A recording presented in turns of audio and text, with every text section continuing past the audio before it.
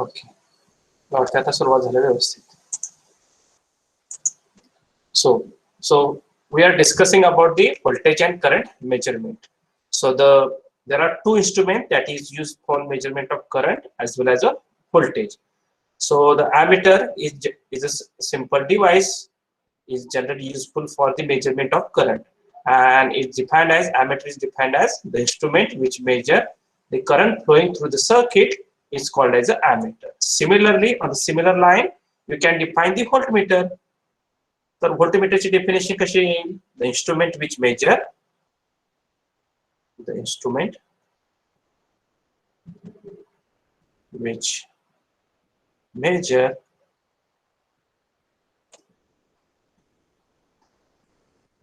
voltage across two terminals. Voltage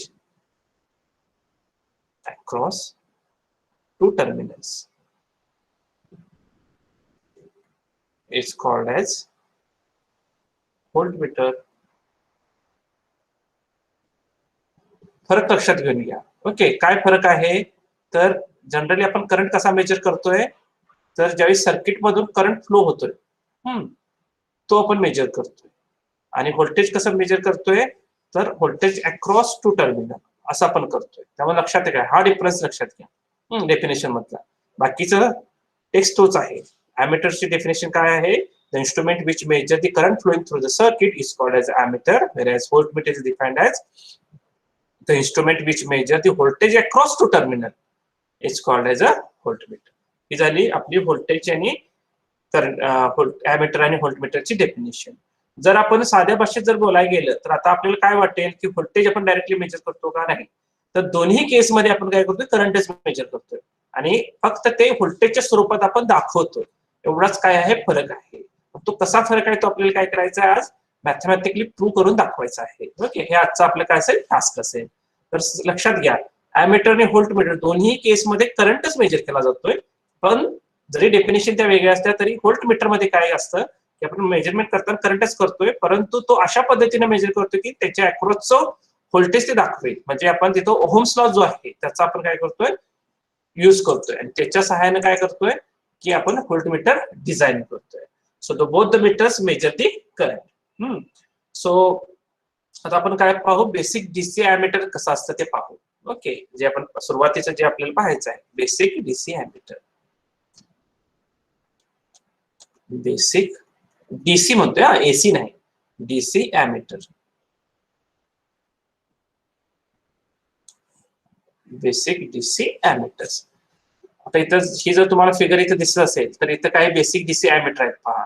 ज्या ठिकाणी ए लिहिलेलं असतं ते म्हणजे काय असतं? तुमचा अॅमीटर असतो. आणि एच्या खाली काहीतरी एक साइन दिसतं तुम्हाला, ते साइन वेव्ह सारखं दिसतं. म्हणजे हा काय करतो? एसी मेजरमेंट करतोय. काय मेजर करतोय? हे मीटर काय करतं? एसी करतं. ज्या ठिकाणी तुम्हाला काय दिसेल असं करंटच्या खाली आयदर अँपियर किंवा मिली अँपियर किंवा मायक्रो अँपियर ह्याच्या खाली एक सिंगल लाईन जर दिली तर ते मेजर काय करते? मेजर करतंय डीसी मेजरमेंट करतात. ते मीटर काय करते? डीसी करंट मेजरमेंट करते. आणि अशी काही सर्किट असतात जे काय करतात? ते दोन्ही पण मेजर करतात.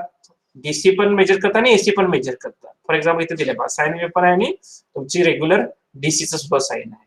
म्हणजे अॅमीटर दोन प्रकारचे असतात. ओके, एक डीसी अॅमीटर असतं आणि एसी अॅमीटर असतं. जे मीटर काय करतं? एसी सिग्नल मेजर करतं लाईक दिस, त्याला आपण काय म्हणतो? डीसी एसी अॅमीटर म्हणतो. ह्याला काय म्हणतो आपण? डीसी अॅमीटर असं आपण म्हणतो. तर आपल्याला काय करायचं आहे आज? स्पेसिफिकली बेसिक डीसी अॅमीटर आणि डीसी व्होल्टमीटरच काय करायचं आहे? पाहायचे आहे. ओके, तर बेसिकली कोणतंही मीटर जे असतं तर ते काय असतं? एक जे सर्किट आहे त्याच्यावरती डिपेंड असतं, ज्याला आपण काय म्हणतो? कॉईल वाइंडिंग ज्याला आपण म्हणतो त्याच्यावरती काय असतं? डिपेंड असतं. फॉर एक्झाम्पल काय असतं? ही तुमची समजा ही एक काय आहे? मेटॅलिक रॉड आहे आणि ह्यावरती काय केलेलं आहे? कॉईल अशा रॅप केलेल्या आहेत. ओके, काय केलेले आहेत? कॉईल रॅप केलेले आहेत. आणि इथे काय असणार? तुमचा काय असणार? मॅग्नेट असणार.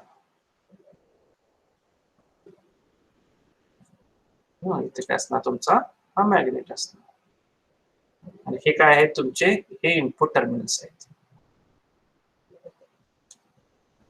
इनपुट. ओके, आणि हे काय तुमचा? हा नॉर्थ पोल आणि हा साऊथ पोल. ओके, आणि ह्याला इथं काय कनेक्ट केलं असतं, एक असं अरेंजमेंट कनेक्ट केलेली असते, आणि इथं काय असतं तुमचं असं हे मेजरमेंट असतं किंवा स्केल असतं. हा तुमचा ॲरो. जर तुम्ही जर बघितलं, हे जे मीटर आहे हे अशा पद्धतीचं आहे, एक ॲरो आहे आणि इथं काय आहे, स्केल आहे, आणि इथं त्याच्या मागे जर तुम्ही खोलून बघितलं तर काय असतं, अशी अरेंजमेंट असते. एक रॉड असतो, त्याला काय केलं असते, कॉईल अशा वाइंडिंग केल्या असतात, आणि दोन मॅग्नेट असतात. एक मॅग्नेट नॉर्थ म्हणून ऍक्ट होतो, दुसरा मॅग्नेट साऊथ म्हणून ऍक्ट होतो. तर ही झाली तुमची बेसिक कॉईल वाइंडिंग अरेंजमेंट. याला म्हणतात, त्याला काय म्हणतात, this is called as a basic coil winding arrangement.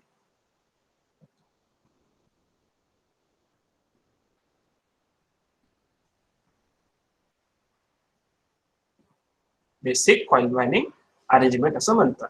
आणि आपल्याला जो फॅरेडेचा जो लॉ आहे त्याच्याप्रमाणेच काय होतं, हे सर्किट काय होतं, ऍक्ट होतं. आणि आता हे कसं ऍक्ट होतं, तर जो आपला बेसिक लॉ आहे फॅरेडेचा, तो काय आहे, पेन करंट कॅरिंग कंडक्टर, हा जो कंडक्टर आहे, पेन current carrying conductor placed in a external magnetic field, placed in a this external magnetic field, it express the force. मग हा फोर्स कसा एक्सप्रेस करणार, की जसा तुम्ही इनपुट करंट हे करेल तसं काय होईल, इथे मॅग्नेटिक फील्ड चेंज होईल, आणि तुमचा काय होईल, हा जो ॲरो आहे त्याची डायरेक्शन काय होईल, चेंज होईल. जितका करंट जास्त आहे तसं त्याचं मुवमेंट तशी त्याची जास्त. ही तुमची काय बेसिक मुवमेंट आहे. ओके, तर बेसिक काही अशा गोष्टी आहेत की ह्या आपण कन्सिडर करायला हव्यात. तर ज्या the coil winding of basic measurement, basic movement जी आहे, बेसिक कॉईल अरेंजमेंट किंवा बेसिक कॉईल मुवमेंट ज्याला असं म्हणतो, बेसिक कॉईल मुवमेंट जी आहे, the coil winding of basic movement are small. Okay, तर कशा असतात, ह्या ज्या वाइंडिंग असते ती खूप स्मॉल असते, हेच it passes only small amount of current. And if it is required to pass current more than 100 milli ampere, जर आपल्याला 100 मिली एम्पियर पेक्षा करंट जर जास्त आपल्याला जर हे करायचं असेल, पास करायचं असेल कॉईल मधून, तर ते काय होणार, त्याची वाइंडिंग जास्त होणार, त्यामुळे हे पूर्ण अरेंजमेंट आहे किंवा मुवमेंट आहे ती काय होणार, बल्की होणार. Okay, if it is required to pass current more than 100 milliampere through the coil, then construction becomes bulky. And in order to avoid this or solve this problem, a resistor is connected parallel with the basic movement. मग हे हा जो problem आहे हा solve करण्यासाठी काय केलं जातं, तर आपण काय करतोय, we connect a resistor parallel to movement, basic movement जे आहे त्याला आपण काय करतोय, कनेक्ट करतोय. प्रॉब्लेम लक्षात आला का बघा, ही जी वाइंडिंग आहे ही जर स्मॉल असेल तर काय होते, small amount of current pass होतोय. जर आपल्याला ह्यातून लार्ज करंट जर पास करायचं असेल आणि त्याचे जर दाखवायचं असेल, मीटर डिझाईन करायचं असेल, तर वाइंडिंग जास्त होणार. तर वाइंडिंग जास्त असल्यामुळे हे पूर्ण सगळे सर्किट पुन्हा बल्की होणार. त्यामुळे असं जर आपल्याला रिमूव्ह करायचं असेल तर काय करतोय, we connect a resistor parallel to the basic movement, and then this resistor is called as a shunt resistor. This resistor is called as shunt resistor.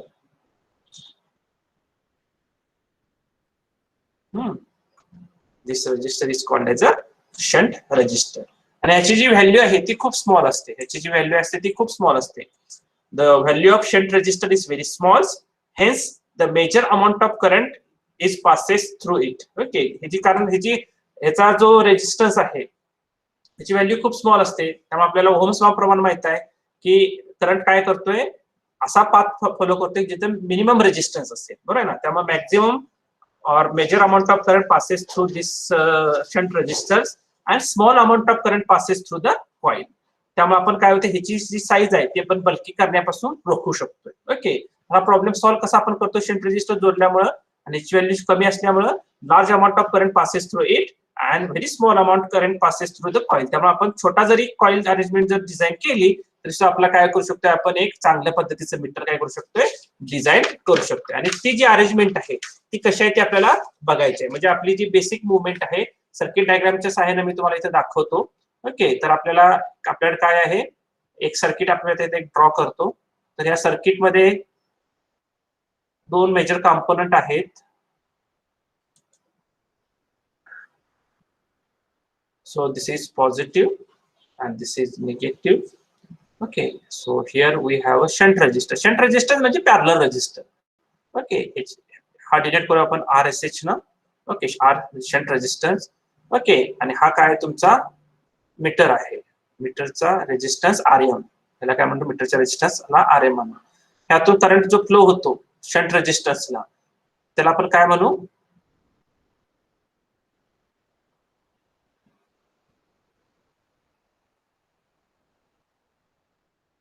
त्याला आपण काय म्हणू ISH म्हणू. असं current flowing through RSH is called as ISH and current flowing through meter is called as IM. Okay, त्याला आपण काय म्हणू IM असं म्हणू. तर ही काय आहे, so this is figure number A. This is a basic emitter circuit.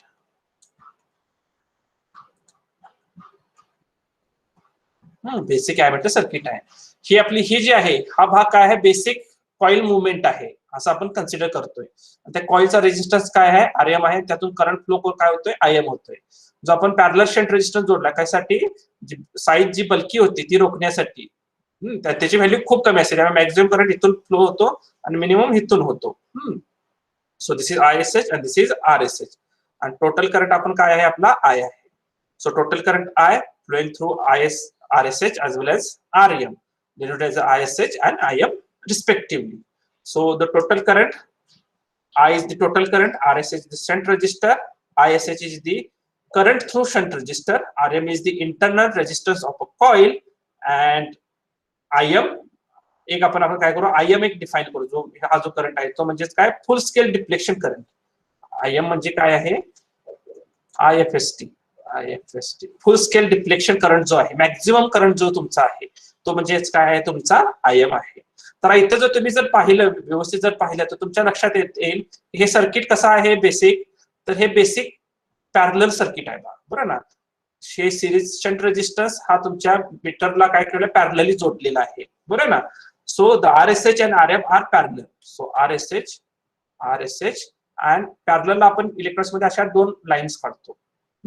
RM are connected as a parallel to each other. Hence, voltage drop across two resistor is same. त्यामुळे हे दोन्ही पॅरलल जोडले त्यामुळे व्होल्टेज ड्रॉप अक्रॉस जर तुम्ही असं जर पाहिलं इथून असा तर दोन्हीचं काय आहे सेम आहे. त्यामुळे आपण एक मॅथमॅटिकल इक्वेशन लिहू शकतो. फेज इक्वल टू काय असतं, ओहम्स लॉ IR असतो. फेज इक्वल टू काय आहे, IR आहे. ह्या इक्वेशन प्रमाणे काय येईल, ISH इंटू म्हणजे व्होल्टेज अक्रॉस दिस आणि व्होल्टेज अक्रॉस दिस कसं आपण लिहू शकतो, आणि हे दोन्ही सेम आहेत त्यामुळे ISH is equal to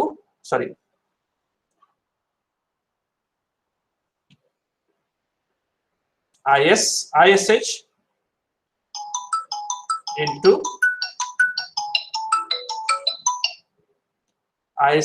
into RSH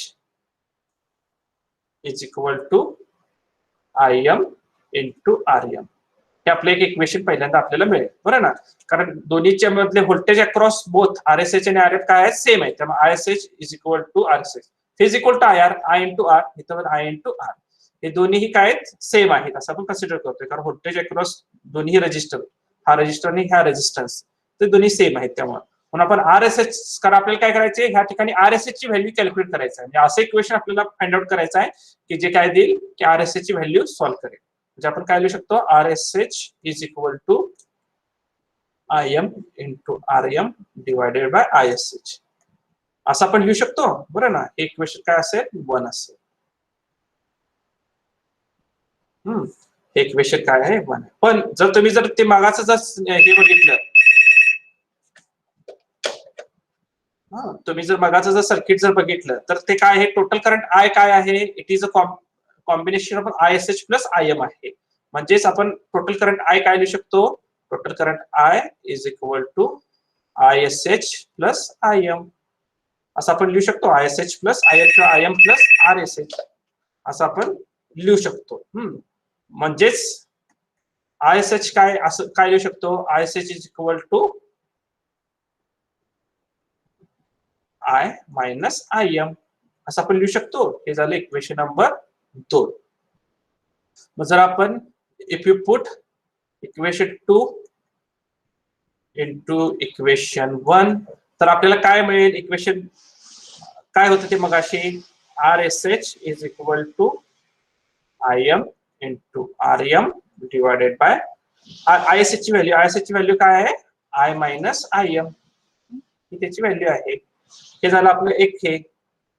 आणि ह्याच इक्वेशनवरून आपण काय, हे झालं पहिलं इक्वेशन, म्हणजे हे नेक्स्ट इक्वेशन झालं. जर आपण ह्या इक्वेशनला न्यूमरेटर आणि डिनोमिनेटर दोन्हीला आयएम न जर हे केलं, by dividing numerator as well as denominator by IM. IM न जर आपण न्यूमरेटर आणि डिनोमिनेटरला जर काय केलं, डिवाइड केलं, तर आपल्याला इक्वेशन काय मिळेल, RSH is equal to IM cancel होईल, त्यामुळे इथं फक्त काय राहील, आरएम राहील. बरं आहे ना. डिवायडेड बाय काय राहील, आय मायनस आयएम राहील. I divided by IM, आयएम cancel होईल. सो दॅट्स इट इज असं -1 आपल्याला मिळेल. हे काय तर आपल्याला काय मिळालं, इक्वेशन असं मिळालं. पण जर आपण असं डिफाईन केलं, I divided by IM is nothing but M, असं जर एक व्हेरिएबल डिफाईन केला, तर हा एम म्हणजेच काय आहे, it is a multiplying power of the shunt. ह्याला काय म्हणतो आपण, it is called as a multiplying power of shunt. असं काय म्हणतो, ह्या एमला म्हणतो. अशा पद्धतीचं काय आलं आपल्याला, एक इक्वेशन आलं. म्हणजेच हे जे इक्वेशन आहे हे कसं लिहू शकतो आपण, RM divided by M minus 1 अशा पद्धतीने लिहू शकतो. मग सिम्प्लिफाय काय होणार, RSH is equal to RM divided by M minus 1. हे काय मिळेल आपल्याला, एक काय मिळेल, इक्वेशन मिळेल. हे काय मिळेल आपल्याला, हे आपलं फायनल इक्वेशन 3 आहे, ज्याच्या सहाय्याने काय केलं जाते, RSH ची जी व्हॅल्यू आहे, कारण आपल्या ह्या सर्किटमध्ये हे आपल्याला माहित आहे, ही आपण कॉईल वाइंडिंग आपली आहे, आणि असा RSH आपल्याला फाइंड आउट करायचा आहे की ह्या नेटवर्कला ते उपयोगी पडेल. ते आपण ते सॉल्व्ह कसं करेल, अशा पद्धतीने सॉल्व्ह केलं, आणि काय मिळालं, RSH equal to RM divide by M minus M. Okay, RM divide by M minus 1, whereas M is nothing but I divide by total current divided by the full scale deflection current. जो तुमचा maximum current आहे तुमच्या metre मधून, तो ह्याचा ratios म्हणजे M. आणि ह्या इक्वेशनवर आपण काय करू शकतो, RSH ची व्हॅल्यू कॅल्क्युलेट करू शकतो. जर तुम्हाला एम ची व्हॅल्यू पुन्हा कॅल्क्युलेट करायची असेल with respect to resistance, okay, आता आपण काय केलं, with respect to current define केला. बरं आहे, काय डिफाईन केला की आय डिवायडेड बाय एम म्हणजेच काय झाला, एम. जर तुम्हाला रेजिस्टन्सच्या भाषेत करायचं असेल, ओके, तुम्हाला समजा करंट मेजर करायचं नसेल, रेजिस्टन्सच्या भाषेत जर तुम्हाला ते एम ची व्हॅल्यू जर पाहिजे असेल, तर आपण करू शकतो, तसंही ते सॉल्व्ह करू शकतो. So if you have to find out the value of M, if we have to find out value of m by means of resistance,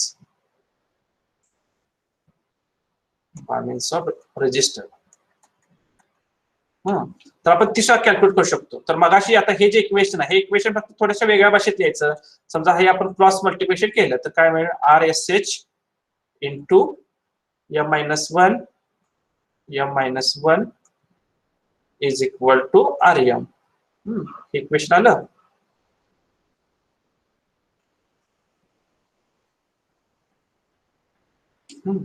हे एक इक्वेशन आलं.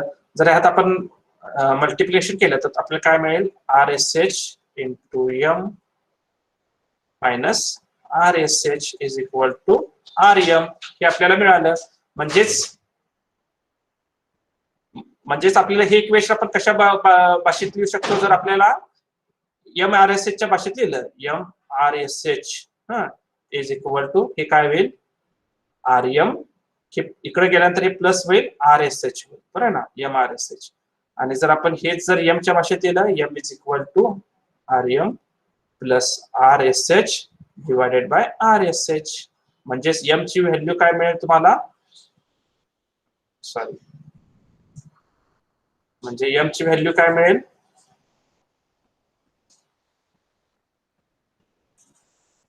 एम तुम्हाला काय मिळाला, अशा पद्धतीने लिहू शकतो आपण ते, RM डिवायडेड बाय RSH लिहू शकतो ना, प्लस RSH केला तर इथं काय राहिलं, 1 राहिला.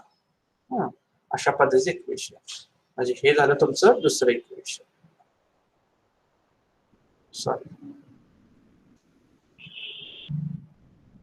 हे झालं आपलं, काय झालं, दुसरं इक्वेशन झालं. सॉरी, दुसरं किंवा चौथं इक्वेशन. तर ही गोष्ट समजली का, पहा. तर अशा पद्धतीने आपण काय करू शकतो, बेसिक डीसी ॲमीटर डिझाईन करू शकतो. तर बेसिक डीसी ॲमीटर मध्ये काय महत्वाच्या गोष्टी आहेत? ओके, तर हे बेसिक मुवमेंट कॉइल वाइंडिंगची हे आहे. तर पहिला इश्यू काय आहे की जर ह्याच्या वाइंडिंग जर स्मॉल असतील तर स्मॉल करंट मेजर होतो. जर आपल्याला लार्ज करंट मेजर करायचं असेल ह्याच्या वाइंडिंग वाढवावे लागतात. पण त्याच वेळी काय होते, हे सर्किट बल्की होते. त्यामुळे आपण प्रॉब्लेम कसा मिनिमाइज करू शकतो? This problem can be solved by connecting a parallel resistor to the basic movement. तो पॅरलल रजिस्टर म्हणजेच काय, तुमचा शंट रजिस्टर आहे. आणि ही तशी मग त्याची एक बेसिक सर्किट डायग्राम होईल. तर हे तुमचे बेसिक सर्किट म्हणजे तुमचा बेसिक मुवमेंट, हा, आणि त्यानंतर पॅरलल जो आपण एक रेजिस्टर जोडलाय तो. तर बेसिक ओहम्सला प्रमाण आपण जर असं सॉल्व्ह करत गेलो तर तुम्हाला आरएसएस ची व्हॅल्यू काय मिळते? It is R M divide by M minus 1. आणि एम हे कसं लिहिले आपण? करंटच्या भाषेत. जर तुम्हाला व्होल्टेजच्या भाषेत रेजिस्टरच्या भाषेत पाहिजे असेल तर ती सुद्धा तुम्ही व्हॅल्यू काढू शकता. M is equal to R M divide by R S H plus 1.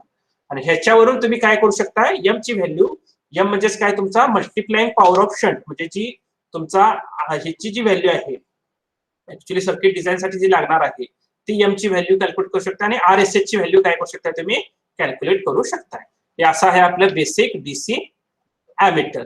तसंच आपण काय बघायचंय? बेसिक डीसी व्होल्टमीटर पाहायचं आहे. काय बघायचं आपल्याला आता? Basic DC voltmeter.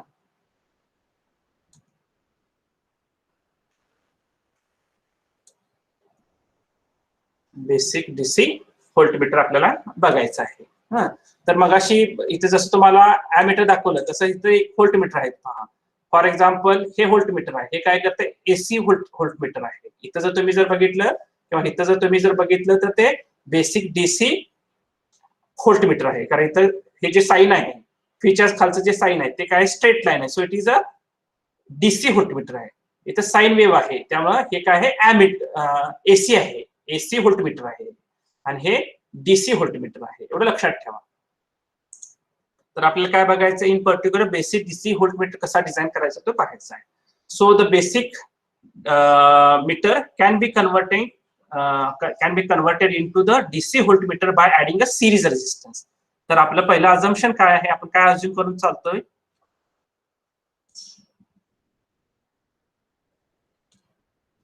The basic metre सुरुवातीला जे दाखवलं होतं, basic meter can be converted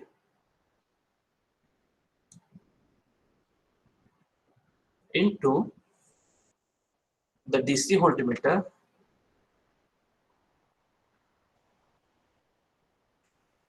by adding series resistance.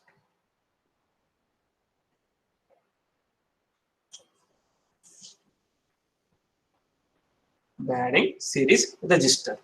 तर आपण हे असं करू शकतो. And this series resistance is called as a multiplier. या series resistance ला काय म्हणतात? ह्या सिरीज रेजिस्टरला काय म्हणतात? मल्टिप्लायर असं म्हणतात.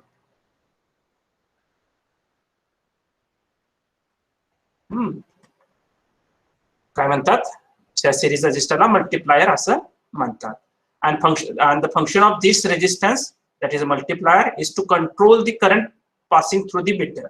सेम एज द ॲमीटर सारखंच आहे. म्हणूनच जनरली डीसी ॲमीटर मध्ये सुद्धा नाही, डीसी व्होल्टमीटर मध्ये दोन्ही ठिकाणी करंटच मेजर केला जातो. एवढं लक्षात घ्या. का? की the function of the multiplier resistor is to control the current passing through the meter. Okay, so the function of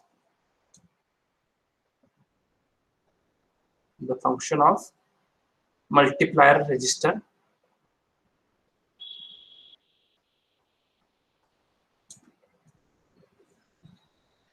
is to control the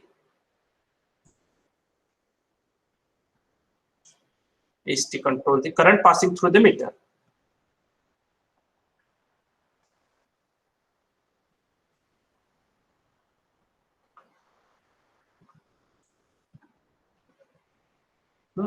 Same as ammeter.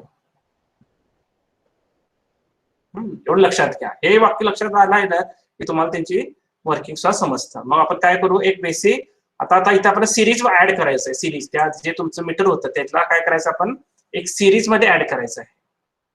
त्यामुळे आता आपण एक सिरीज सर्किट एक ड्रॉ करू. सिंपल सिरीज आहे. एक series resistance आणि basic तुमची मीटरची मुवमेंट.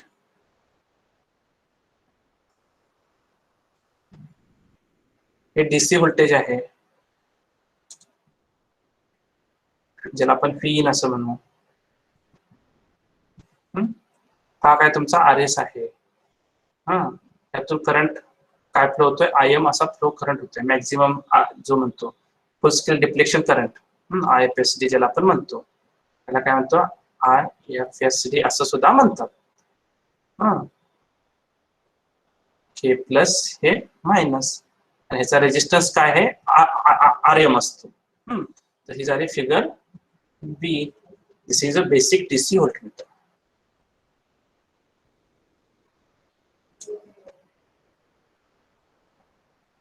Basic DC voltmeter. यामध्ये महत्वाचे गोष्टी काय काय आहेत, जे तुमचं व्ही इन व्होल्टेज आहे ते, series resistance R S, current जो फ्लो होतोय तो आय एम, आणि त्याचा रेजिस्टन्स, या मीटरचा रेजिस्टन्स काय आहे आर एम आहे. ओके, हे आहे. आणि आपल्याला सिंपल काय माहिती आहे की सिंपल ओहम्स लॉ माहिती आहे. सिंपल इक्वेशन आहे याचं, काय असे लय मोठे इक्वेशन नाही याचं. अगदी 3 ते 4 टप्प्यात इक्वेशन आपल्याला मिळतं. सिंपल ओहम्स लॉ काय सांगतो, तर V is equal to I R हे सांगतं principle. Okay, basic Ohm's law प्रमाणे. Okay, so from the above figure we can write the Ohm's law. ह्या फिगरवर आपण काय लिहू शकतो, तर V in is equal to current. Current कोणता आहे, तर आय एम करंट आहे, आय एम आहे. I M into resistor, resistor यामध्ये 2 आहेत, आर एस आणि आर एम. सो याचं ऍडिशन होईल, R S plus R M. हे पहिलं इक्वेशन, हे त्याचं पहिलं equation by simple Ohm's law. V in into V is equal to I R. I काय आहे, आय एम आहे, रेजिस्टर 2 आहेत, आर एस आणि R M. So R S R M चं आपण ऍडिशन केलं. The multiplier should be selected properly so that current does not exceed the value of IM.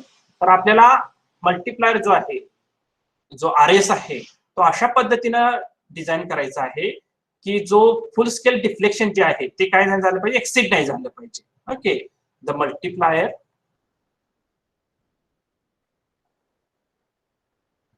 that is RS should be selected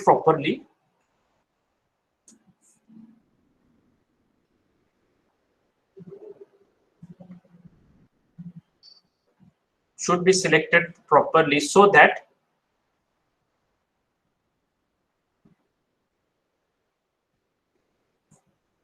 current does not exceed the value of IM.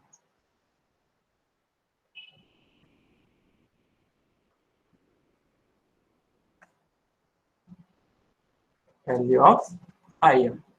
याची value काय, IM ची value acid नाही झाली पाहिजे. म्हणूनच from equation 1 आपण कसे असं हे इक्वेशन कसं लिहू शकतो, RS plus RM is equal to V in divided by IM. इकडे जाईल ना, तर हा IM हा ना. म्हणजेच आपण हे कसं लिहू शकतो, RS ची आता व्हॅल्यू कॅल्क्युलेट करायची आहे. So RS is equal to V in divided by IM. हे प्लस आहे, त्यामुळे इकडे आल्यानंतर तो काय होईल, मायनस होईल RM. आणि हेच इक्वेशन म्हणजेच काय तुमचं फायनल इक्वेशन आहे.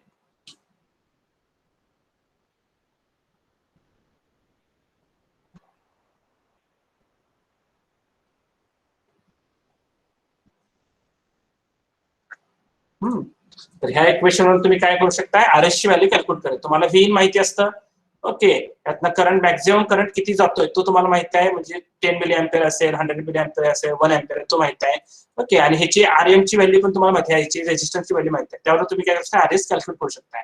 असा आरएस कॅल्क्युलेट केला आणि तुम्ही तो पॅरलली जोडला तरी आपण काय करू शकतोय, डीसी व्होल्टमीटर डिझाईन करू शकतोय. तर अशी ही 2 सर्किट आहेत. ओके, एक म्हणजे डीसी अॅमीटर आणि तुमचा दुसरा कुठला, डीसी व्होल्टमीटर. तर सुरुवात समजली का पहा. तर दोन्ही मीटरची आपण डेफिनेशन पाहिली होती. तर डेफिनेशन काय होती, तर ammeter is an instrument which measures the current flowing through the circuit is called as ammeter, whereas a voltmeter is nothing but the instrument which measures the voltage across two terminal is called as a voltmeter. आता problem काय आहे की आपण ह्या सर्किटनं small current measure करू शकतो, कारण याच्या वाइंडिंग्स कमी आहेत. जर आपल्याला लार्ज करंट मेजर करायचं असेल तर याची वाइंडिंग वाढवायला पाहिजे. पण अशा वेळी काय होणार, हे सर्किट बल्की होणार. ओके, म्हणजे ज्यावेळी 100 मिली अँपियर पेक्षा जास्त करंट आपल्याला मेजर करायचा असतो, लार्ज करंट, त्यावेळी काय होणार, हे बल्की होणार. मग to avoid this problem we can connect a resistor parallel to this basic movement. आणि त्या रजिस्टरला आपण काय म्हणतो, शंट रजिस्टर असं म्हणतो. मग ते जर आपण आपलं सर्किट कसं आहे तर असं आहे, हे जरी तुमची बेसिक मुवमेंट, त्याचा रेजिस्टन्स RM, त्यातून करंट फ्लो होणारा IM, आणि एक शंट रेजिस्टन्स जोडलाय, त्याची व्हॅल्यू आहे RSH, ती आपल्याला फाइंड आउट करायची आहे. त्यातून करंट फ्लो काय होतोय, ISH होतोय, आणि हा तुमचा टोटल करंट आहे. सिंपल ओम्स लॉ प्रमाणे जर गेलो, सिंपल मॅथमॅटिक्स आहे, तर तुम्हाला काय मिळते, RSH ची व्हॅल्यू मिळते. ती RSH ची व्हॅल्यू किती असते, RM divide bye M minus 1, आणि M म्हणजेच काय तुमचा, it is the multiply power of shunt आहे, I डिवाइडेड बाय IM आहे. हे जर तुम्हाला रेजिस्टरच्या भाषेत पाहिजे असेल तर ते सुद्धा तुम्ही कॅल्क्युलेट करू शकताय. Okay, if you to find the value of M by means of resistor, हेच इक्वेशन घ्यायचं, RSH हे मल्टिप्लिकेशन झालं इज इक्वल टू RM. हे जर सॉल्व्ह करत गेला तर तुम्हाला काय मिळते, M is equal to RM divide by RSH plus 1 हे मिळते. आणि ह्याच्यावर तुम्ही RSH ची व्हॅल्यू पण काढू शकता आणि M ची व्हॅल्यू कॅल्क्युलेट करू शकता. असंच तुम्ही काय करू शकताय, DC व्होल्टमीटर सुद्धा डिझाइन करू शकताय. तर बेसिक DC व्होल्टमीटर म्हणजे काय आहे, the instrument which measure the voltage across two terminal. And the basic meter म्हणजे कुठलं, हे कॉइल वाइंडिंग, हे जे बेसिक मीटर आहे, हे आपण कसं व्होल्टमीटरला डिझाइन करू शकतो, okay, by converting into, by adding a series resistor only. त्या सिरीज रेजिस्टरला काय म्हणतात, मल्टिप्लायर असं म्हणतात. The function of multiplier resistor is to control the current passing through the meter, okay, same as the ammeter. आणि हे आपलं एक सर्किट झालं, एक सिरीज रेजिस्टन्स टाकला, हे तुमचं मगासारखंच, त्याचा रेजिस्टन्स RM, त्याचा करंट IM, ज्याला आपण IFSD सुद्धा म्हणतो, फुल स्केल डिफ्लेक्शन करंट सुद्धा म्हणतो, आणि DC V, simple Ohm's law, V equal to IR, म्हणजे V in into IM RS plus RSH, sorry RS plus RM. हे जर तुम्ही सॉल्व्ह करत गेला, पण एक काय कंडिशन करायचं आहे की असा RS आपल्याला सिलेक्ट करायचा आहे की IM ची व्हॅल्यू एक्सिड नाही झाली पाहिजे. त्यामुळे आपण RS ची व्हॅल्यू अशी करायचं की RS plus RM is equal to V in, हा IM इकडे डिवाइड जाईल, so V divided by IM. RS value काय आहे, D divide by IM minus RM. अशा पद्धतीने तुम्ही RS हे करू शकताय. तर तुम्हाला एक्झामला, ओके, तर आता ह्या पद्धतीने आपण काय केलं आहे, चौथं युनिट संपवलेलं आहे, सॉरी तिसरं युनिट आपण संपवलेलं आहे. तर तिसऱ्या युनिट मध्ये सगळं बऱ्यापैकी सगळं मॅथमॅटिकल आहे. त्यामुळे तुम्हाला एक्झामला आयदर काय येऊ शकतं की समजा सर थेरी एक्झाम जर झाली, MCQ जर नसेल झाली किंवा थेरी झाली, किंवा दोन्ही केसमध्ये असे क्वेश्चन येऊ शकतात की सॉल्व्ह करा, की इक्वेशन फाइंड आउट करा, तुमचे डेरिव्हेशन सॉल्व्ह करा प्रत्येक ब्रिजेसचे, किंवा तुम्हाला काही न्यूमरिकल क्वेश्चन्स येऊ शकतात. म्हणजे काय दिलं जाईल, एक सर्किट असं दिलं जाईल आणि find the value of RS मध्ये जाईल, किंवा असं सर्किट एक दिलं जाईल, मगाचं जे DC एमीटरचं होतं, त्यावर find the value of RSH किंवा find the value of M multiplying power of the shunt असं केलं. किंवा बाकीचे जे काही ब्रिजेस आहेत त्याचे सुद्धा, म्हणजे केल्विन्स ब्रिज हे काढा, इक्वेशन काढा, किंवा सॉल्व्ह करा, एक न्यूमरिकल एक्सप्रेशन दिलं जाईल आणि त्याच्यावरून त्याची व्हॅल्यू काढा, असं प्रत्येक असं येऊ शकतं, किंवा असं डेरिव्हेशन येऊ शकतं. त्यामुळे त्यातही तुम्ही ठेवा राहा. ओके, तुम्हाला मी काय करेन, होमवर्कसाठी काही एक्झाम्पल देईन मी, ओके, थोड्याच दिवसात, 2 दिवसात, ह्या वीक एंड पर्यंत काय देईन तुम्हाला मी, काही अशी एक्झाम्पल देईन, ती तुम्ही काय करायची, सॉल्व्ह करायची. तशा पद्धतीची एक्झाम्पल्स काय येतील, एक्झामला येतील, याची तुम्ही काळजी घ्या. ओके, तर कुणाला काही शंका आहे का यामध्ये? ओके, नसेल तर मी लॉग आउट होतो, कारण मला मीटिंगला पण जायचं आहे.